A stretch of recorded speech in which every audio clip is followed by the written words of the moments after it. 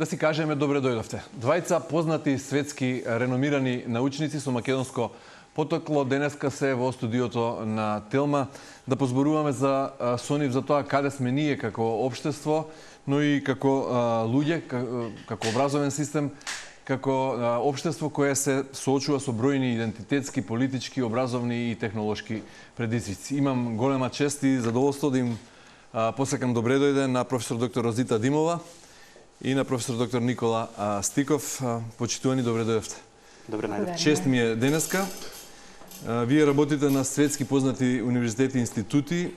Ја имате таа така наречена привилегија на пошироки хоризонти или можност да зирнете и преку границите, да видите како тоа функционира во модерниот свет. Што е првото нешто што ве погодува кога ќе се вратите во вашата татковина, во вашата родна земја и кога ќе видите како работите не функционираат како што треба? Да почнеме на оваа нота. А јас ќе почнам со нешто што стварно не можам да го поднесам, а тоа е сообраќајот во Скопје. Тоа ми е првиот шок. Од тој момент се е подобро. Значи треба да се фокусираме итно на подобрување на јавниот превоз, да речем. И културата на сообраќај, меѓутоа да. Стана град на автомобили, а не на луѓе, веројатно. Така што ете, искрено за многу други работи имам позитивни работи да кажам, сообраќајот е стварно ужас. Вие, Димова? И јас исто така, јас после 29 години во странство, со пандемијата се вратив тука и морам да признам дека почетниот шок, иницијалната изненаденост од сообраќај, од загаденост, од негативни работи, сепак преовладува позитивното, бидејќи семејството е тука, бидејќи Македонија е мојата земја. И така да овие 3-4 години како што сме активни со центарот, се е едно откритие за мене, позитивно. Еве за пошироката публика, само мал вовет, Розита Димова, научен соработник на Институтот за напредни студии во Кесек, Унгарија, Никола Стиков, редовен професор по електротехника на Универзитетот во Монтреал, Канада. Сега сте привремено во Македонија, меѓутоа имате и таа академска слобода да патувате, да одржувате предавања и испити, вежби на дистанца, онлайн. И како тоа веројатно е многу возбудливо како тоа функционира. Кога станува збор за македонскиот образовен систем, настрана со сообраќајот и тоа што ви паѓа прво во очи, каде грешиме во наставата, во мотивацијата или во вреднувањето на учениците и студентите? Кој ќе почне? Која е разликата, која е сличноста? Вака, мислам дека и за мене и за Розита овие споредби се тешки, затоа што јас и Розита се познаваме од 97 година. При тоа заборави во биографиите ваши. Заеднички вие Стенфорд. Значи докторските студии во Стенфорд на докторски Розита и јас додипломски. Мене Розита ме пречека на Стенфорд. Да. И бевме единствените македонци на Стенфорд. Вие сте и првата македонка за антропологија на тој оддел. Јас би рекол дека Розита е прв доктор на науки на Стенфорд, а јас сум прв дипломец на Стенфорд во Македонија, така? Од нашите, да. Сега, затоа што ние не сме пораснати во овој систем, за нас тешко е секогаш да кажеме што е проблем. Ние гледаме од надвор и дури некогаш и гледаме убави работи. Нормално во Македонија имаме голем проблем со финансирање на образованието, со финансирање на науката. И просто е чудо дека ние тука сепак имаме квалитетни научници, нормално, малку се. Меѓутоа, јас секогаш кога зборувам за Македонија, повеќе не размислувам што грешиме, туку како е можно ова што го имаме да функционира. Затоа што условите се на вистина тешки. Розита, како се создава средина во која еден млад човек сака да истражува, сака да научи нешто, сака да поставува прашања, отколку да учи само за оценка за да помине? Па тоа е комплексно прашање и тоа не е еднодимензионално. Значи факторите треба да доаѓаат на различни нивоа, од рано образование, почетно образование. Едноставно треба да се вложува во образование, во науката, тоа е неминовно. Кај нас тој минимален процент што се вложува е скандалозен. Меѓутоа, исто така мислам дека треба само иницијатива кај истражувачите, кај предавачите, кај научниот кадар и тоа да се пренесува трансмисија кај студентите. Мислам дека тука има некој куршлус кај нас. Не може да се најде таа конекција меѓу предавачите и студентите или учениците. И нормално е без парица, нема средства, меѓутоа се прашувам дали мора се да биде до тој степен девистирано, сепак може би постои начин да се спаси да се спасат тие односи, да се спаси знаењето и науката со само иницијатива. Потребно е да се фокусираме на неколку полиња каде што имаме потенцијал. Ние не можеме да бидеме универзитет за се. А имаме места каде што треба да инвестираме. Македонија? Еве, например, што ја прави една земја научна сила? Дали е тоа бројот на идеи, бројот на истражувачи или пак начинот на кој општеството ја третира науката? И кој би бил наш модел? Јас би рекол дека е стратегија.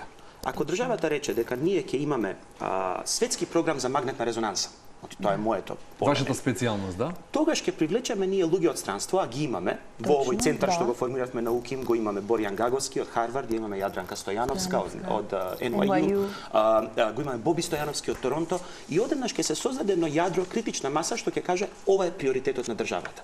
А ние сакаме да пукаме на сите страни, имаме финки факултет со 5000 студенти. Сакаме да пукаме или по линија на помал отвор, не знаеме каде одиме? Не знам што да кажам. Да, значи сепак, јас знам дека е потребен фокус. Оти премали сме за да можеме да покриеме се.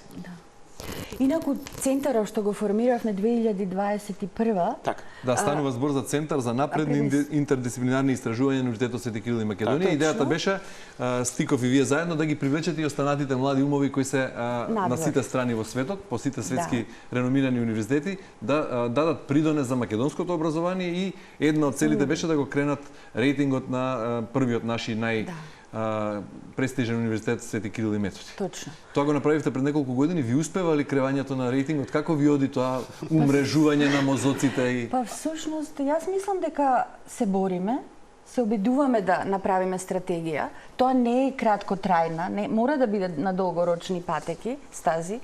И она што јас овие години што сум тука во центарот активна, заклучив дека не треба да се прави фетиш од рангирањето. Мене тоа ми смета, толку таа шангајска листа, дека не сме меѓу првите 1000 е голем проблем. А не е всушност мислите? Па јас мислам дека рангирањето е важно за миријад разни работи, меѓутоа не е суштинско. За да се направат овие реформи, да се ребутира нашето образование и наука. Затоа што тоа рангирање високо, првите 100, да речеме, универзитети плаќаат многу висока цена во однос на burnout, на пресинг на кадарот, на научниот, предавачкиот. Кај нас во УКИМ професорите, предавачите, научниците имаат голема академска слобода, не го живеат тој стрес кој го живеат во Стенфорд професорите или на Харвард. Тоа е многу голема разлика. Не е се во рангирањето и во грантовите. Так, тоа е точно. Сега јас и Розита си имаме едно конструктивно несогласување тука. Може би затоа што нели антропологија, социјалните науки малку поинаку холистички гледаат на работите. За мене рангирањето е важно. Ама мислам дека е многу тешко да зборуваме за рангирање во светски рамки кога ние не знаеме дома да си се испорангираме. Затоа што во овие топ 100 универзитети многу добро се знае како се оценуваат студентите. Првите 10% А, вторите 10% Б. Тоа споредување со ученикот е многу важно. А кај нас што правиме? Препишуваме едни од други и сите имаме десетки. Така што уште малку околу овој центар за истражување, за напредни истражувања што го формиравте и за вашата мисија, цел и тогашна визија. Тоа беше уште во далечната од сега од оваа перспектива 2021 година. Па во 2022 дававте многу оптимистички најави и интервјуа дека може би ќе обезбедите грантови, дека вие сте светски познати научници и дека не треба да се подпрети да очекувате се од државата. Во меѓувреме само ќе ве потсетам. На универзитетот имаме нов ректор, во државата имаме нова влада и нови креатори на политиките во секторот на образование. Се смени ли нешто во овие 3 години? Од ваша перспектива погледнато? Јас ќе дадам личната перспектива, потоа можеме малку пошироко. Еве што се смени за мене. Ние направивме федерација од 4 универзитети кои што работат на научно издаваштво. УКИМ, NYU Абу Даби, Универзитетот на Монтреал и Џунтендо универзитетот во Токио. Само што ни се објави вчера грант од $2,8 милиони, кој што е за развивање на оваа научна платформа за научно издаваштво. Тоа е конкретен резултат од работата на ЦЕНИС. Значи вие си бркате работа. Па нормално сега, не можеме ние да очекуваме дека државата нас ќе ги прави тие работи.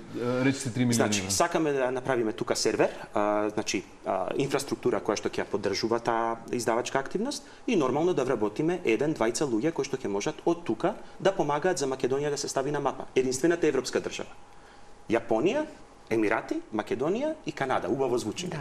Добро, како што рековте, можеби за Розита Димова како антрополог, општествени и социјални науки не е во фокусот рангирањето, бројките, ранглистите, меѓутоа за вас како човек од природните науки пак тоа е многу важно. Многу е важно, апсолутно.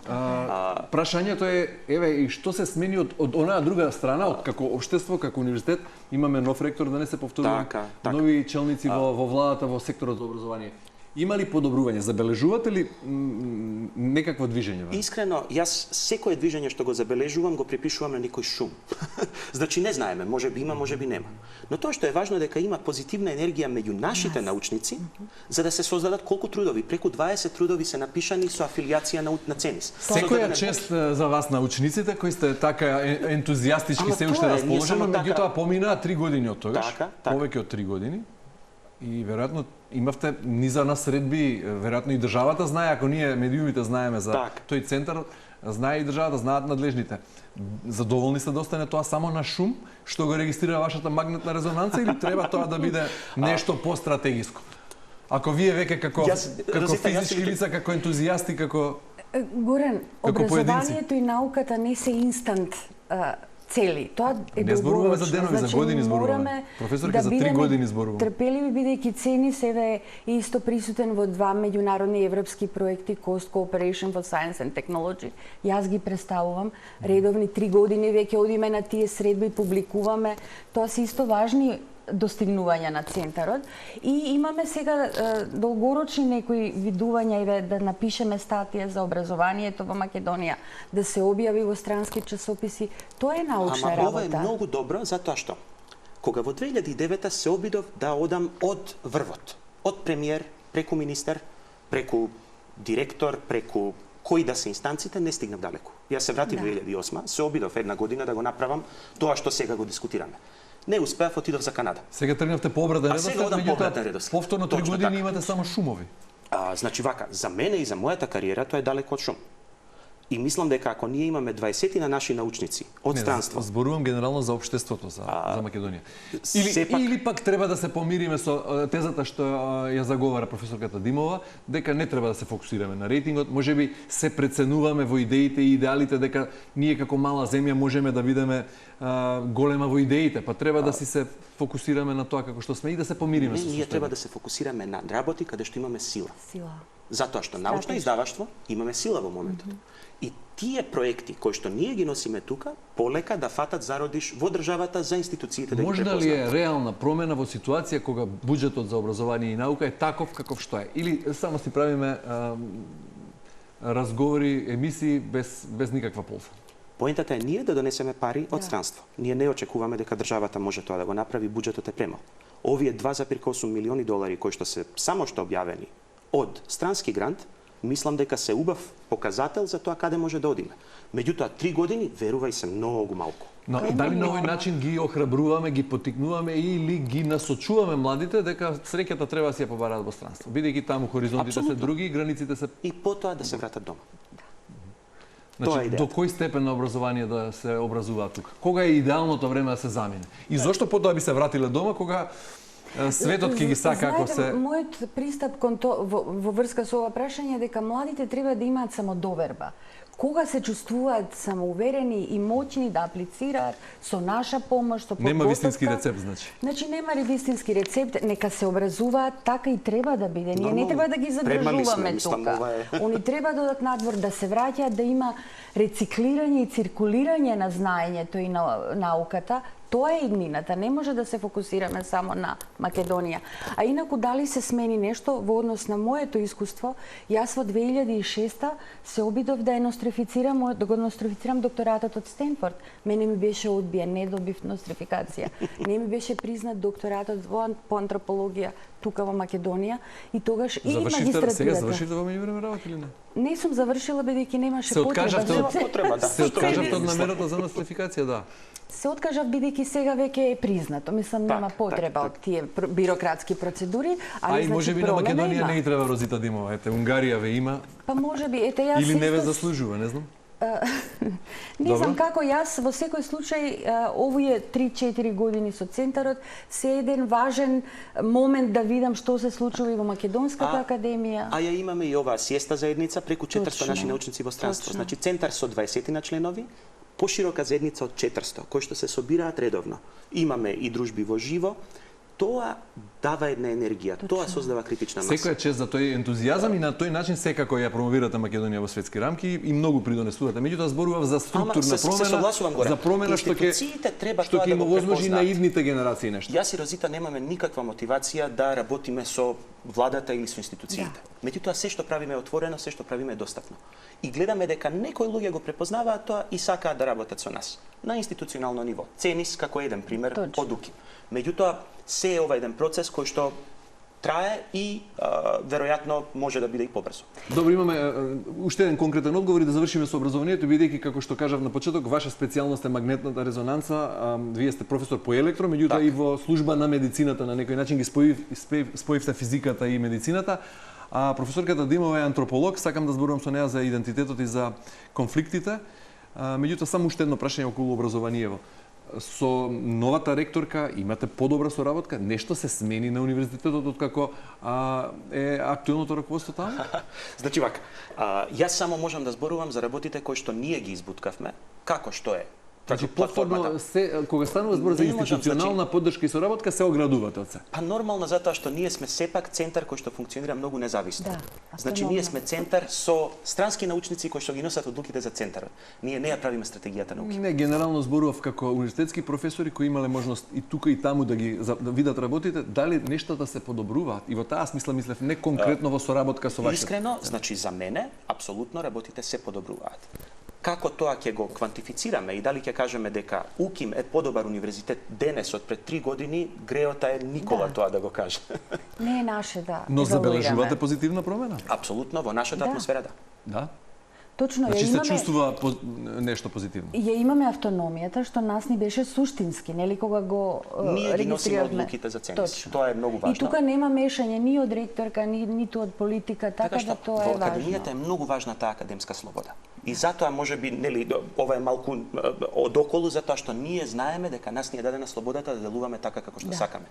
УКИМ ја дава таа слобода и затоа сме многу благодарни. Како тоа се вклопува во поголемата стратегија на УКИМ, тоа е сепак прашање за повисоките инстанции. Димова, зошто е толку тешко да зборуваме за идентитет во Македонија без тоа прашање да добие размери на некаков конфликт, помал или поголем? Бидејќи идентитетот се заснива и почива на конфликт, нели да се идентифицираш со нешто е да негираш нешто друго, јас сум ова, не сум ова. Значи, во суштина конфликтот е конструктивен, е суштински за идентитетот. Во едно интервју за Deutsche Welle пред неколку години велите конфликтот на овие простори е неминовен, утописки е да мислиме дека некогаш работите ќе бидат разрешени. Значи утопија е вечен мир, утопија е она идеално општество каде што ќе нема конфликти, меѓутоа се чини дека конфликтот па не е само наша ексклузива овде на Балканот. Апсолутно. Целиот свет е на некако на работ на постојано на работ на некоја голема војна, па зборуваме дали Третата светска војна почнала се одвива вака или пак сме на во некој предвечерие на Трета светска војна. На што се базира тој конфликт? На две струи, либерална и конзервативна, на прегрупирање на моќта или на што? По-комплексно прашање, бидејќи конфликтот е суштински за нас како битија. Ние се засниваме на конфликт во однос на кои сме, што сме, така и рангирање, така и социјалниот контекст. Конфликтот е неминовен база, меѓутоа не мора неминовно да ги земе тие размери кои што ги зема кај нас. Во однос на политички антагонизам, во однос на ексклузивност наше, нели, дека ова ни припаѓа само нам, никој друг нема пристап. Таа ексклузивност и тој, како да кажам, антагонистички пристап е историски контекстуален, значи се раѓа во одреден момент и не мора да доминира. Како ќе се навигира, како ќе се менаџира, зависи од политиката, зависи од луѓето, од образованието, како критички се пристапува кон тоа. Зреат ли на ова поле работите? Еве, например, последниве години многу е актуелен и многу не кочи бугарскиот спорот со Бугарија. Околу идентитетот, повторно. Историски делува како некоја стапица, Можен ли е излез од тоа или постојано ќе се враќаме на ова, само ќе бидат некои фази, нови рунди, притисоци, отпор? Да.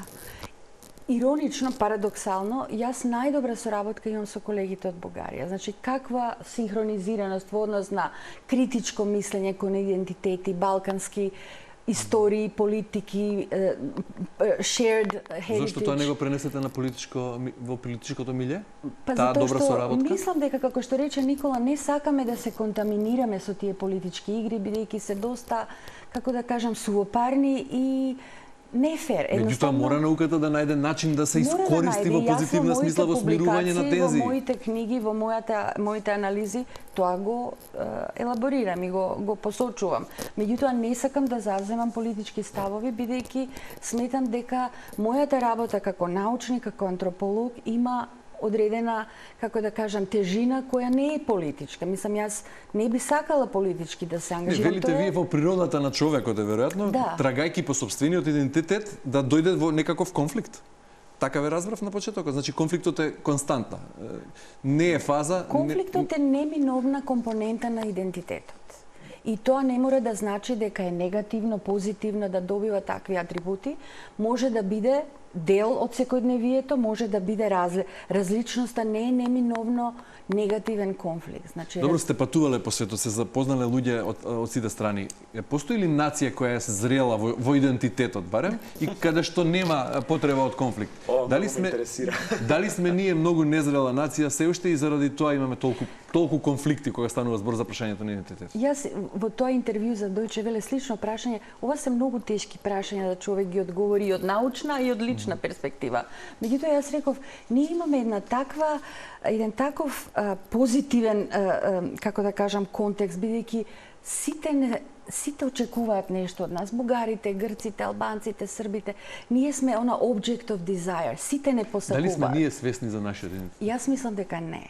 Дали ние зрееме на тоа? Ако се осознае дека фактички ние сме таа желба, нели, објект на нешто што се посакува во однос на историја, во однос на, нели, територија, дека може тука многу интересни политички програми, манипулации, визии да се изградат, во кои што Македонија би играла многу заводливо со сите овие сили кои сакаат да бидат до неа. Дали сме по сите можни основи, едно време и по вакцини, невакцинирани, вакцинирани, либерални, конзервативни. Еве, например, во последниве години, и тоа веќе подолг период, терминот либерален се изразува во одреден негативен контекст. Од друга страна, ако не си патриот во оној тесно дефиниран шаблон, тогаш си предавник. Каде потврли либералната мисла? Зошто сме заглавени и во тој проблем? Да, тоа е интересно прашање. Значи, овој наплив на екстремизам, на десничарски, нели, екстремни сили кои што се секаде околу нас, па и кај нас. Се во суштина мислам дека се реакција на... Кај нас нема екстремна десница, кај нас е... Па добро, зависи како ќе гледате што е екстремна десница, меѓутоа тој национализам, наплив на едно патриотско чувство кое ако не го изразуваш на тој начин, неминовно се толкува како предавство или дека не си доволно патриот. Меѓутоа мислам дека либерализмот и да речеме прогресивната политика некако си ја изгуби целта или го изгуби патоказот. И ова порас на екстремизмот е всушност, по моје мислење, е реакција на тоа. Како младите да ги извадиме од тој идентитетски ров во кој се уште и ние возрастните не сме снајдени како што треба? Има ли надеж за новите генерации дека ќе успеат да созреат во идентитетот и да станеме една зрела европска нација? Како што веројатно има? Па јас сум оптимист, јас верувам во силата на младите и верувам во силата на дигитализацијата. Многуми на тоа го гледаат како стапица, како нешто што е негативно.